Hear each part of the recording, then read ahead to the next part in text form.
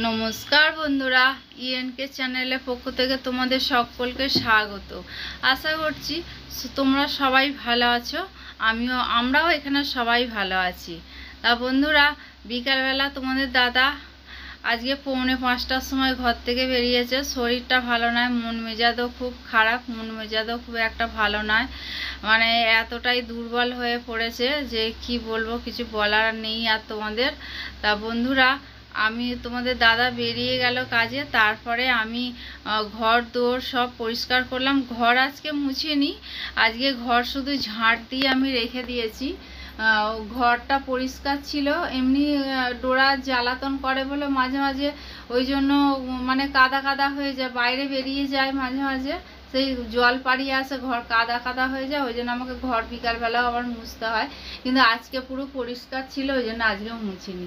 তা বন্ধুরা, তারপরে আমি চলে আসলাম বাসন নিয়ে। এই যে বাসন আমার মাজা, সমস্ত বাসন মাজা আমার হয়ে গেছে। এই যে মেজে আমি এইখানটা মুছে নিলাম, মুছে নিয়ে তারপর গামলাটা রাখলাম, রেখে আমি ওই যে বাসনগুলো আবার ওই গামলাটা ধুয়ে ওর মধ্যে জল নিয়ে আমি বাসনগুলো সব এক এক করে ধুয়ে আর একটা গামলার মধ্যে আমি উপর করে রাখছি। তা বন্ধুরা, আমি তারপর কলের জল এসছে, দেখো আমি গা ধুতে চলে গেছিলাম, কারণ আজকে দুপুরবেলা না কলে জল দেয়নি আমাদের। তা এই বিকালবেলা গাটা ধুয়ে আমি জল ভরে টরে তারপরে এসছি জামা কাপড় গুছাতে। তা বন্ধুরা, ভিডিওটা স্কিপ না করে তোমরা পুরোটা দেখো, দেখলে আশা করছি তোমাদের ভালো লাগবে। ভালো লাগলে লাইক কমেন্ট আর প্রচুর প্রচুর বন্ধুদের কাছে শেয়ার করে দিও। তা বন্ধুরা, আমি আজকে আমি একটা রান্নার রেসিপি আমি তোমাদের দেখাবো। সেটা হচ্ছে ঢেঁড়স দিয়ে আলু দিয়ে তরকারি। তা বন্ধুরা, এই যে আমাদের জামা কাপড়গুলো সব আমার গুছানো হয়ে গেল, এই যে দেখো। তারপরে এই যে আমি এসছি চুল বাঁধতে, চুলটা বেঁধে নিই, কারণ সন্ধে হয়ে যাবে, 5:45 বেজে গেছে। আর এরপরে সন্ধে হয়ে যাবে, আমি আর চুল আঁচড়াতে পারবো না, আমাদের মা রাগারাগি করবে। ওই জন্য আমি আগে চুলটা বেঁধে নিলাম। চুল বেঁধে নিয়ে আমি সিঁদুরটাও আমি ছুঁয়ে নিলাম, আমিও প্রণাম করে নিলাম। আমার হয়ে গেছে এদিকে মোটামুটি। বন্ধুরা, সন্ধে দিয়ে তারপর আমি চা আর রুটি, বন্ধুরা আমি বাটার দিয়ে যে রুটি মেখে তারপরে চা দিয়ে রচা দিয়ে আমি সন্ধেবেলা টিফিন খেয়ে আমি চলে এসেছি।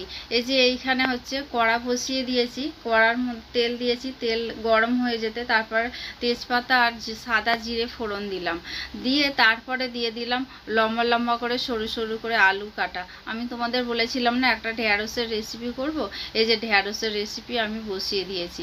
এবার আলুটা এর লবণ দিয়ে ভাজা ভাজা করে, লবণ আর হলুদ দিয়ে আমি ভাজা ভাজা করব।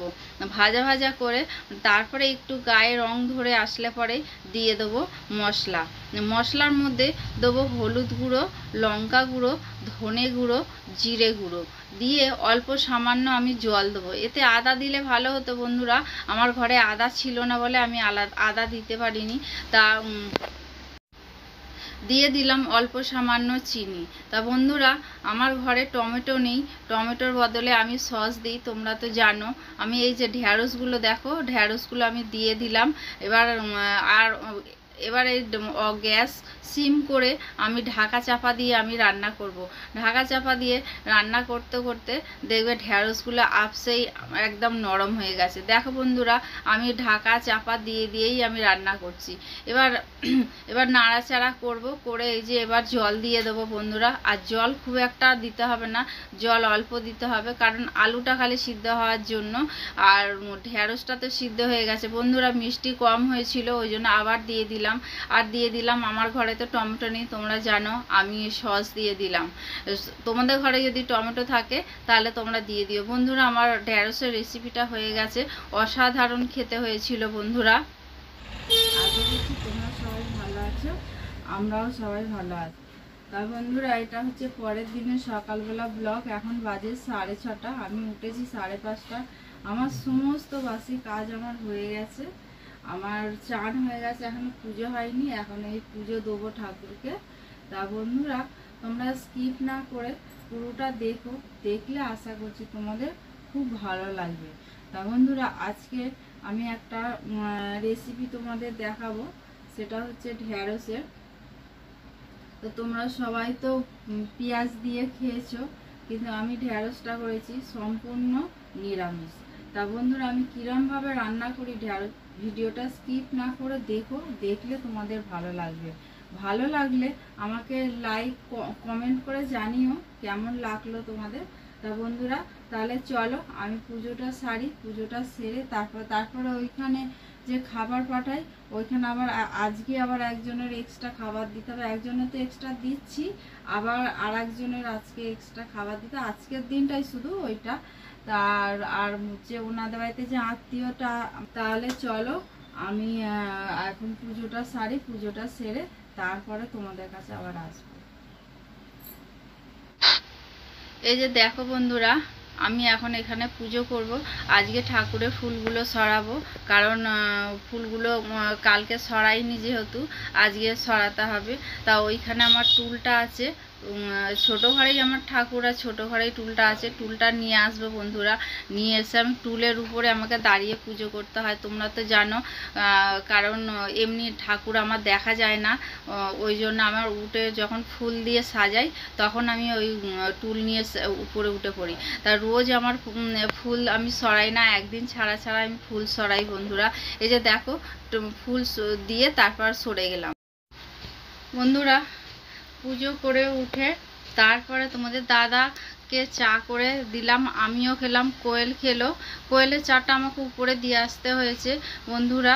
আমি তারপর রান্নাঘরে চলে গেছি, সমস্ত রান্নাবান্না করে আমার খুব জোরে খিদে পেয়ে গেছিলো। ওই যে বন্ধুরা, ভাত আর মাছ ভাজা নিয়েছি, নিয়ে আমি টিফিনটা করে নিয়েছি।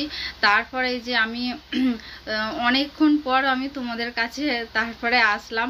এসে এই যে দেখো বন্ধুরা, আমি আজকে কি রান্না করেছি সব দেখাবো। তার আগে আমি ডোরাকে খেতে দেবো।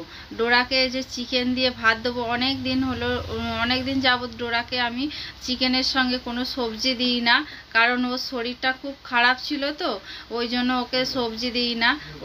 ওই জন্য এখনো পর্যন্ত ওকে শুধু চিকেনই দিই। তা বন্ধুরা, এই যে ওকে খেতে দেবো বলে এসছি, ও হুটোপাটি করছে।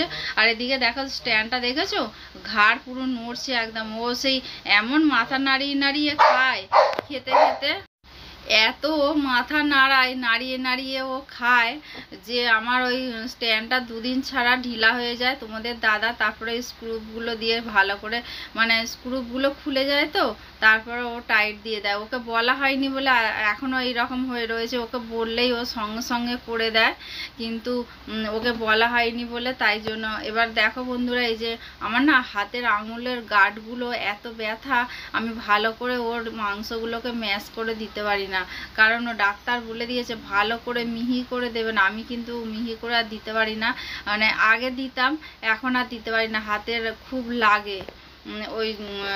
ওই জন্য মানে ওর মাংসগুলো একটু গোটা গোটা থাকে। তা বন্ধুরা, এই যে ওকে খেতে দিয়ে দিলাম। ওকে বললে তারপরে ও আসবে, ওই যে বসেছিল ওখানে, ওকে বললে তবে ও আসবে। তা বন্ধুরা, এই যে ও খাওয়া স্টার্ট করে দিয়েছে। আমি তোমাদেরকে রান্নাঘরে নিয়ে যাব, চলো আমি কি রান্না করেছি তোমাদের দেখাই। এই যে ভাতের মধ্যে একটা আলু সিদ্ধ দেওয়া আছে, আর এইটা হচ্ছে স্পেশাল ভুলে যাচ্ছি, দাঁড়াও, পটল কুমড়ো আলু, এটা হচ্ছে চাল দিয়ে। এই রেসিপিটা আমি তোমাদের কালকে না পরশু দিনে আমি দেখাবো এই রেসিপিটা। তা বন্ধুরা, আর এইটা হয়েছে কাঁঠালের দানা দিয়ে ডাল, ভাজা মুগের ডাল। কাঁঠালের দানাগুলো দিতে না একটু মানে ডালটা ওই জন্য কালো কালো হয়ে গেছে।